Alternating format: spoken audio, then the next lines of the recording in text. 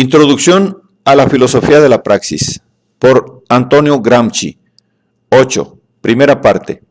Introducción al estudio de la filosofía y del materialismo histórico. Capítulo 2. Problemas de filosofía y de historia. El término de catarsis. Puede utilizarse el término de catarsis para indicar el paso del momento meramente económico o egoísta pasional al momento ético-político, es decir, al momento de la superior elaboración de la estructura en superestructura, en la conciencia de los hombres. Esto significa también el paso de lo objetivo a lo subjetivo y de la necesidad a la libertad. La estructura de fuerzas exteriores que aplasta al hombre lo asimila, lo vuelve pasmo, se transforma en medio de libertad, en instrumento para crear una nueva forma ético-política, origen de nuevas iniciativas. La fijación del momento catártico se convierte así, a mi entender, en el punto de partida de toda filosofía de la praxis. El proceso catártico coincide con la cadena de síntesis que resultan del desarrollo dialéctico. El noúmeno kantiano.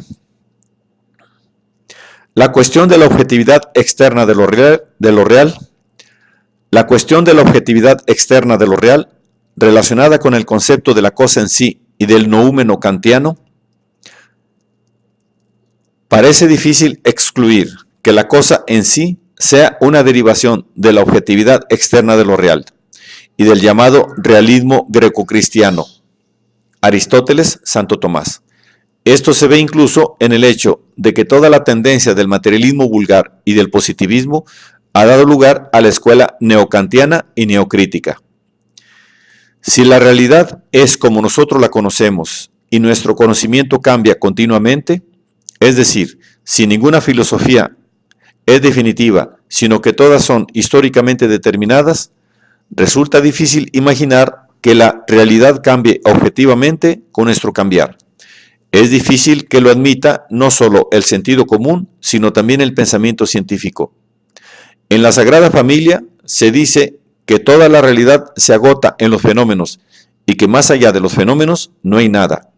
Y así es ciertamente. Pero la demostración no es cómoda. ¿Qué son los fenómenos? ¿Son algo objetivo que existe en sí y por sí?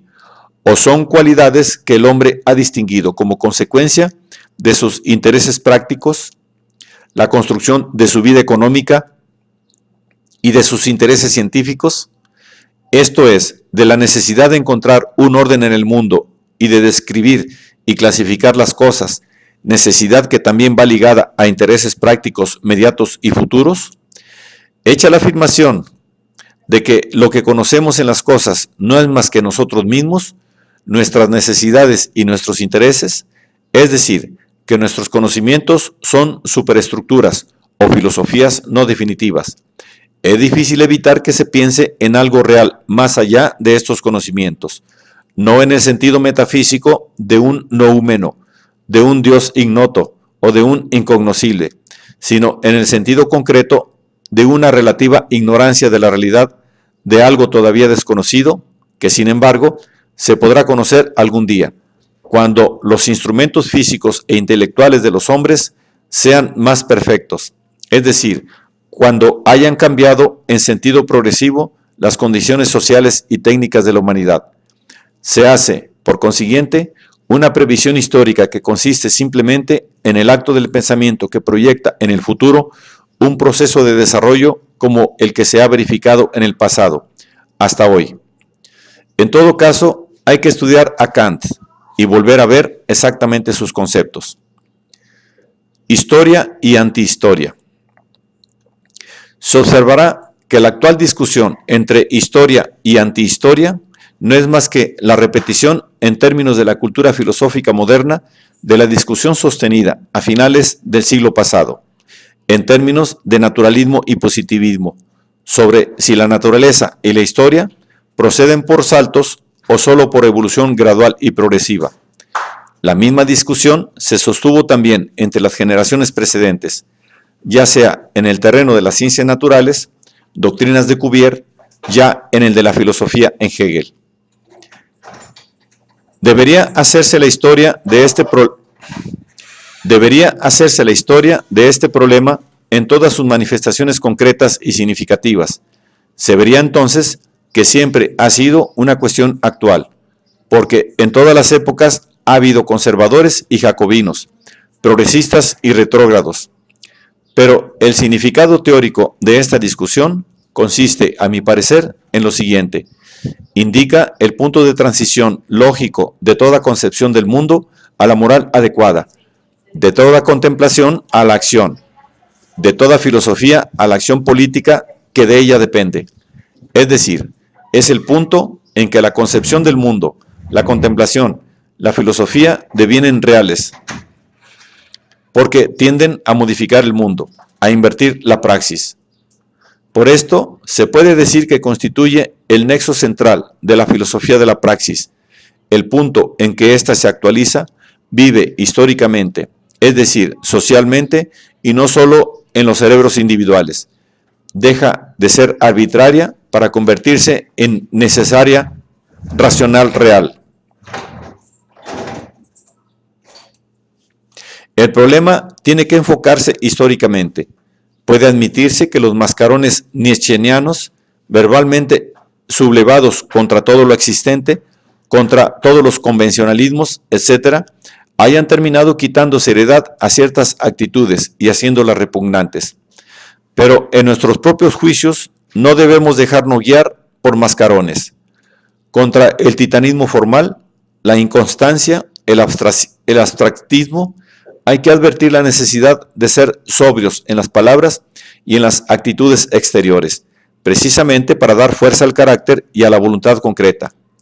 Pero se trata de una cuestión de estilo, no teorética.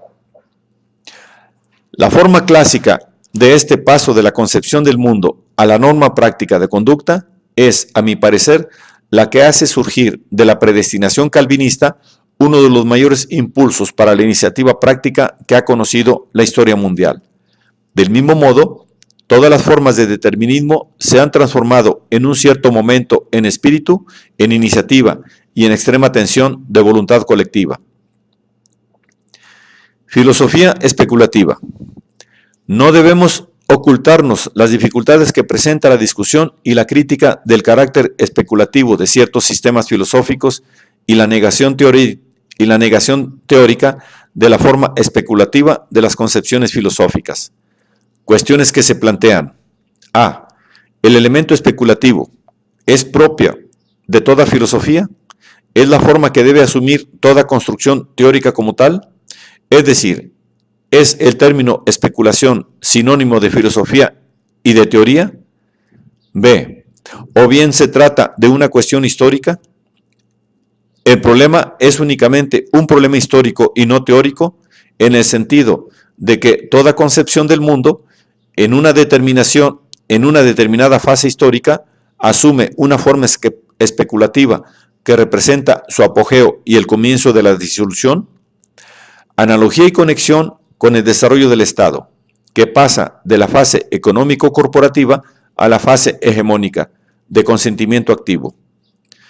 Puede decirse, pues, que toda cultura tiene su momento especulativo y religioso, que coincide con el periodo de completa hegemonía del grupo social que expresa, y quizá coincide con el momento en que la hegemonía real se disgrega en la base, molecularmente. Pero el sistema de pensamiento, precisamente por esto, para reaccionar contra la disgregación, se perfecciona dogmáticamente, se convierte en una fe trascendental. Por esto se observa que todas las épocas llamadas de decadencia, en las cuales se produce una disgregación del viejo mundo, se caracterizan por un pensamiento refinado y altamente especulativo. Por consiguiente, la crítica debe reducir la especulación a sus términos reales de ideología política, de instrumento de acción práctica, pero también la crítica tendrá una fase especulativa, que señalará su apogeo. La cuestión es saber si este apogeo es el comienzo de una fase histórica de nuevo tipo, en la cual, al haberse compenetrado orgánicamente la necesidad y la libertad, ya no habrá más contradicciones sociales y la única dialéctica será la mental, la de los conceptos y no ya la de las fuerzas históricas. En el párrafo sobre el materialismo francés en el siglo XVIII de la Sagrada Familia, se expone con bastante claridad la génesis de la filosofía de la praxis. Es el materialismo perfeccionado por la labor de la propia filosofía especulativa y fundido con el humanismo. Es verdad que, con estos perfeccionamientos, del viejo materialismo no queda más que el realismo filosófico. Otro punto a meditar es el siguiente. Si la concepción del espíritu de la filosofía especulativa es una transformación actualizada del viejo concepto de naturaleza humana, tan propio de la trascendencia como del materialismo vulgar, es decir, si la concepción del espíritu es algo más que el viejo Espíritu Santo especulativizado, el viejo Espíritu Santo especulativizado, se podría decir entonces que el idealismo es intrínsecamente teológico. No ha introducido la especulación en sentido idealista una trascendencia de nuevo tipo en la reforma filosófica caracterizada por las concepciones inmanentistas. Todo parece indicar que la única concepción consecuentemente inmanentista es la filosofía de la praxis. Es preciso volver a ver y criticar todas las teorías historicistas de carácter especulativo. Desde este punto de vista, se podría escribir un nuevo anti-Düring, que podría ser una anti-Croce, resumiendo no solo la polémica contra la filosofía especulativa, sino también la polémica contra el positivismo y el mecanicismo y las formas corruptas de la filosofía de la praxis. Objetividad del conocimiento. Para los católicos, toda la teoría idealista descansa en la negación de la objetividad de nuestro conocimiento y en el monismo idealista del espíritu, equivalente como monismo al positivista de la materia, por el cual el mismo fundamento de la religión, Dios, no existe objetivamente fuera de nosotros, sino que es una creación del intelecto. Por consiguiente, el idealismo es tan radicalmente contrario a la religión como el materialismo.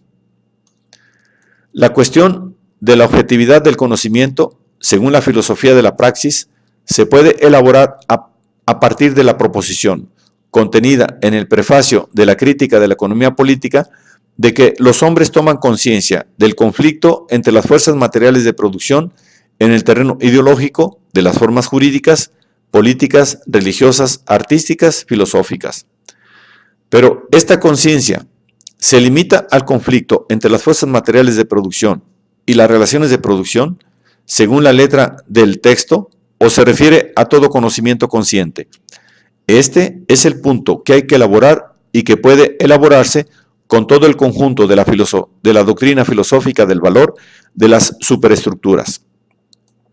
¿Qué significará, en este caso, el término de monismo?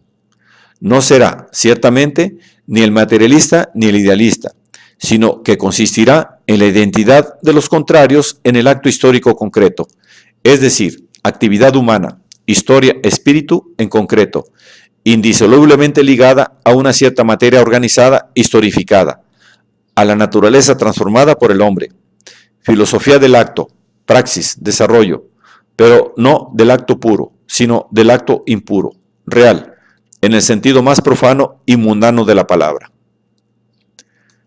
Pragmatismo y política. No parece que se pueda criticar el pragmatismo de James, etc., sin tener en cuenta el marco histórico anglosajón en que ha nacido y se ha difundido.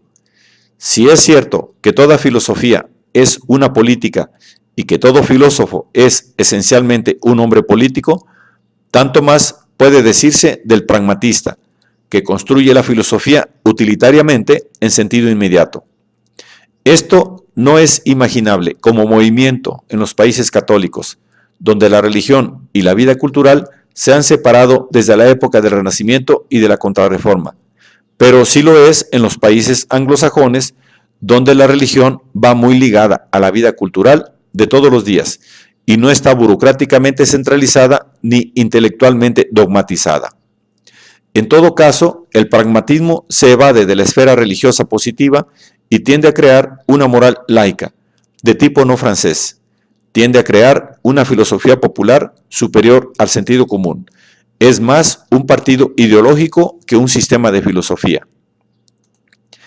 Si se examina el principio del pragmatista, tal como lo expone James, el mejor método para discutir los diversos puntos de una teoría cualquiera consiste en poner en claro qué diferencia práctica habría en el hecho de que cada uno de los términos de la alternativa fuesen verdaderos.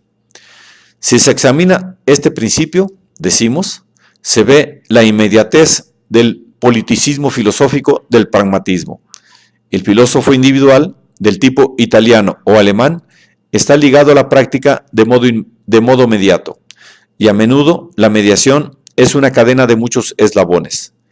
En cambio, el pragmatista quiere ligarse a ella inmediatamente, pero en realidad parece que el filósofo de tipo italiano o alemán es más práctico que el pragmatista que juzga la realidad inmediata, a menudo vulgar, pues se propone un fin más alto.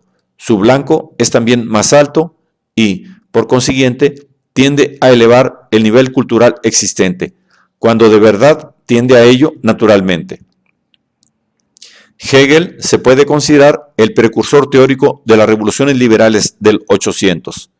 Los pragmatistas, en el mejor de los casos, han ayudado a crear el movimiento del Rotary Club o a justificar todos los movimientos conservadores y retrógrados, a justificarlos de hecho y no solo por deformación polémica como ocurrió con Hegel en relación con el Estado prusiano.